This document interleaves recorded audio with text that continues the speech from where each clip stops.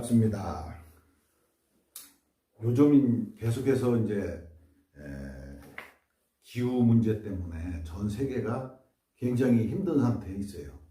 근데 기후가 이런 것이 현대에서 있었던 것이 아니라 예전에 지구라고 하는데 생명체가 있기 전에도 이런 기후 변화는 엄청 있었어요. 그래서 생명체가 있고 난 다음에도 기후 변화는 있었고, 우리가 뭐라 그럴까요?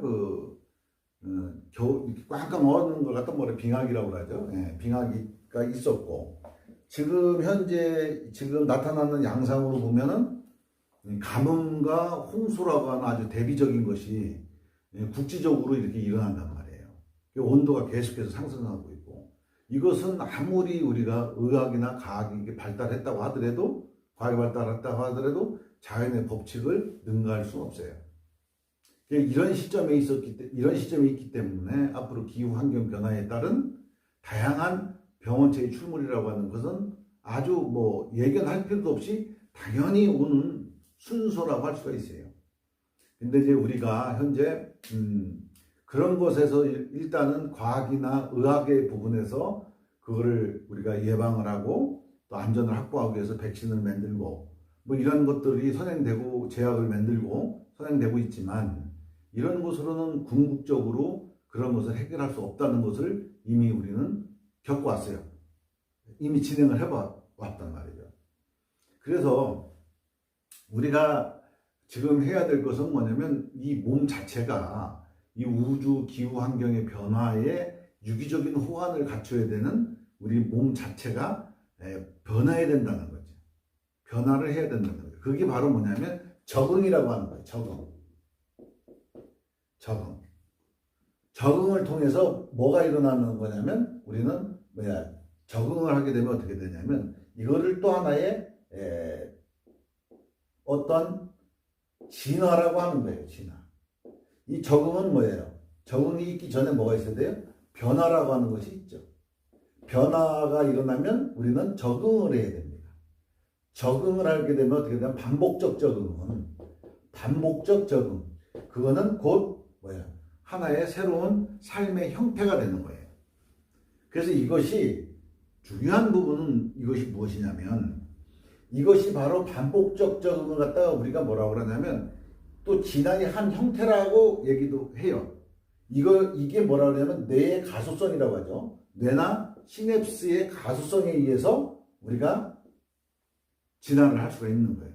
자, 이거 1번이 있고, 2번은 뭐냐? 2번은 이러한 변화가 있을 때에 이런 변화에 자동적으로 알맞게 적응된 상태로 태어난 존재들이 있어요. 네? 이게 뭔 뜻이냐면, 어떠한 동물이 환경 적응을 하려고 하는데 그 환경 적응에 옛날 동물들은 못해. 그러니까 우리가 지금 코로나 바이러스를 생각하면 돼요. 코로나 바이러스가 처음 나왔을 때 지배종이었던 코로나 바이러스가, 그죠? A1 이런 그 코로나 바이러스가 어떻게 돼요? 지금은 오미크론이 우세종이 됐잖아요. 그죠? 오미크론이 우세종이 됐고, 지금 발견된 게 그 1.5라고 하는 것이 새로 발견이 됐어요. 그래서 야들이 지배종이 된 거예요. 응? 이 얘기는 뭐냐면, 그 전에 있던 것들이 어떻게 돼? 적응을 못하고 도태가 되는 거죠. 도태가 되고, 그 중에서 이상하게 생긴 존재들이 변이가 일어난 존재들이 나타나는 거예요. 변이가 된 존재들이 나타나니까 그 존재가 쉽게 적응을 할 수 있는 상황이 된 거지. 그러면 그 전에 있던 존재들은 어떻게 돼요? 적응을 못하니까 도태가 되고, 새로운 종들이 어떻게 돼? 계속 번식을 통하니까 어떻게 돼? 이게 지배종이 돼버리는 거예요. 이와 마찬가지로 적응된 상태에서 이거는 유전적 변이를 일으키는 것이 이제 살아남고, 그 종이 많이 번식을 하게 되면 그 종이 우세해진다. 그래서 진화가 아니라 이거는 변이. 응? 자연 선택. 뭐 이런 식으로 우리는 인류는 해왔죠. 이건 뭐 어느 것이 옳다라고 할 수도 없어요. 왜냐하면 우리가 정신학적 기준으로 봤을 때는 내 가소성인가 시대 속의 가소성이라고 하는 것은 분명히 있기 때문에 우리는 이 적응과 진화라고 하는 과정을 진화를 할 수 있다. 뇌를 변화시키고 그래서 진화를 할 수 있다라고 하는 거고, 이제 두 가지입니다. 우리가 이제 어떤 그 환경적 변화든 환경 변화든 기후 변화든 우리가 뭐 과학이 변화하든 생활이 환경이 변화하든 어떤 변화가 있을 때 이 변화에 의해 가지고 벼대가 파생됐을 때 이 변화에 그냥 주저앉겠다, 뭐 하겠다라고 하는 사람들도 있어요. 그냥 코로나가 있으면 코로나 그냥 걸리겠다, 나는 돈만 열심히 벌겠다, 이렇게 되는데, 여기서 변화에서는 반드시 뭐가 필요하냐면 적응이라고 하는 것이 필요한데, 이 적응에는 뭐냐면 우리가 뇌의 가소성의 입장에서 본다면 어떻게 되냐면 필요성을 느껴야 된다는 얘기예요. 적응의 필요성을 느껴야 된다는 거예요. 환경 적응의 필요성. 이 니즈가 있어야만 어떻게 돼요? 변화를 도모하는 거지. 변화를 할 수 있고, 변화를 한다는 얘기는 뭐예요? 환경에 적응했다는 얘기지. 이렇게 환경에 적응한 것이 계속해서 반복적으로 태어나면 어떻게 되겠어요? 그냥 적응된 상태로 태어나겠죠. 유전적으로. 정보가 시록되어 있으니까. 이렇게 인류는 지금 약 한 200년간의 그 산업혁명 이후 200년간의 엄청난 발전을 해왔지만, 아직도 우리 뇌리 속에는 뭐가 있어요?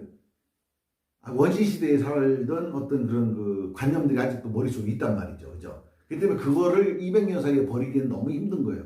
수백만 년 동안 쌓여왔던 어떤 그 기본의 그 생존권에 대한 그 생존에 대한 어떤 그 생존 전략이라고 하는 것이. 근데 지금 지구라고 하는 행성이 이 기후 변화, 환경 변화, 자연계, 우주 변화 이런 것들이 있을 때에 우리는 뭐냐면 이 필요성을 느껴야 되거든. 적응을 해야 되니까. 적응의 필요성을 느낀단 말이에요.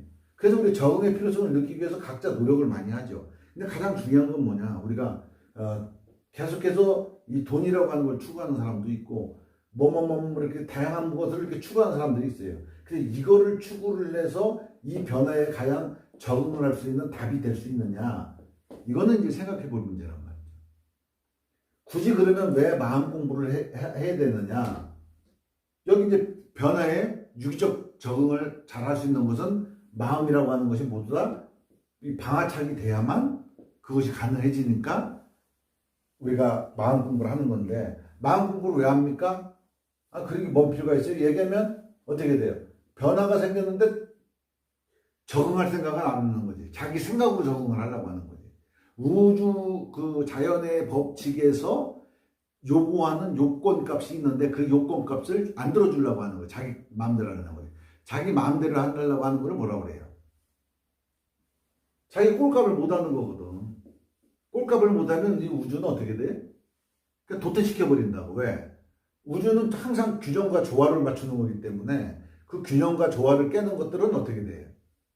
흔들어서 균형과 조화를 맞춘다. 그 과정 중에 이 적응을 못한 존재들은 어떻게 되느냐? 바로 사라지는 거예요. 죽음이라고 하는 걸 맞는 거예요. 생물학적 죽음을 먼저 맞게 되겠죠. 그 다음에 어떻게 되냐면 그 생물학적 죽음을 맞은 다음에 그 다음에 영혼이라고 하는 것이 계속해서 그 마음을 갖고 있기 때문에 그 마음에 대한 고통은 계속해서 받는 거예요. 그래서 항상 인류는 어떤 변화를 해야 될 필요성을 느끼게 된다면 바로 필요성 때문에 어떻게 되냐면 행동으로 옮긴다고요. 변화를 하게 된다고. 그래서 다양한 그런 것들이 상상력에 의해 가지고 우리가 문명이나 이런 것도 만들어졌지만, 앞으로는 이 변화가 어쩔 수 없이 큰 이 지구나 모든 행성들의 큰 변화 속에 그 세류를 인간의 힘으로는 너무 버티기가 힘드니까 그런 내용들을 미리 알아서 우리가 적응에 아주 유리한 상태를 내 자신을 만드는 거예요. 그 적응에 유리한 상태를 만든다는 얘기는 뭐냐면 생존의 연속성을 보장받는 거예요.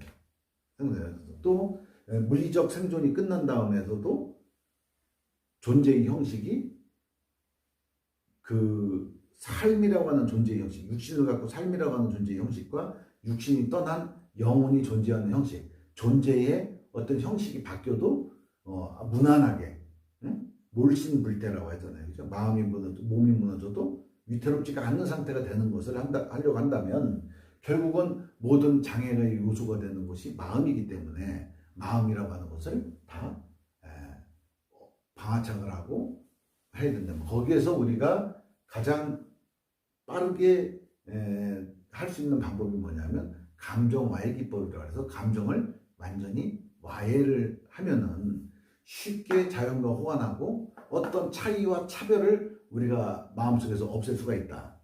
근데 업은 없앨 수가 없다. 업장이라고 하는 건 없앨 수가 있어요. 업장은 뭐야? 장애가 되는 거고 업은 뭐야? 정보를 내가 받아들인 상태가 된 거기 때문에 이 정보 자체는 있어야만 우리가 이렇게 대화도 하고 서로 보이지 않는 거를 갖다가 얘기할 때도 서로 통하게 되는 이유 중에 하나가 뭐냐면 우리가 상상력이라고 하는 걸 쓰기 때문에 그런 겁니다. 그래서 이제 꼭 필요한 것은 우리가 감정을 없애야지 가장 최적의 진화를 할 수 있는 가장 큰 방법이고 그것을 가장 빠르게 하는 것이 바로 감정 와해 기법이다. 이거를 아셨으면 좋겠습니다. 자, 감사합니다.